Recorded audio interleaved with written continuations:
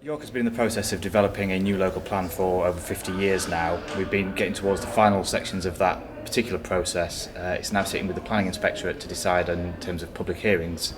Unfortunately, during that process, since it was submitted, there have been a few modifications in terms of the addition of the land at Strensall and then its subsequent recommendation for removal, and then also changes to annual housing numbers that have meant that we have to have this additional period of 6 weeks consultation just to get people's views on what those particular changes might mean for the city. I mean, this is the process that will set out the future growth of the city for the next 20 to 25 years, so it will finally set the extent of York's Greenbelt boundaries. It will deliver over 900 homes a year, which are much needed for residents in the city, as well as setting out where we're going to deliver economic growth and where those employment sites will be. So it really is possibly one of the most important documents that the city will ever produce. I think it's absolutely imperative that we have a city plan that allows us to strategically think about where we want to develop and where we want to grow.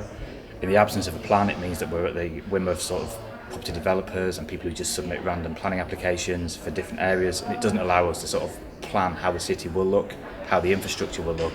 This outlines precisely where the houses will be, precisely where economic growth and economic sites will be, and allow us to deliver something in a coherent way rather than as an ad hoc bits and pieces approach. I mean, it's important we get the views of everybody. I think too often with documents like this, it can be those who have a vested interest, so landowners, developers, etc. They're very good at getting their views, but we really need the views of ordinary residents about what they think the right plan is for York and how we best address the housing needs of the city. Residents know that better than anybody else.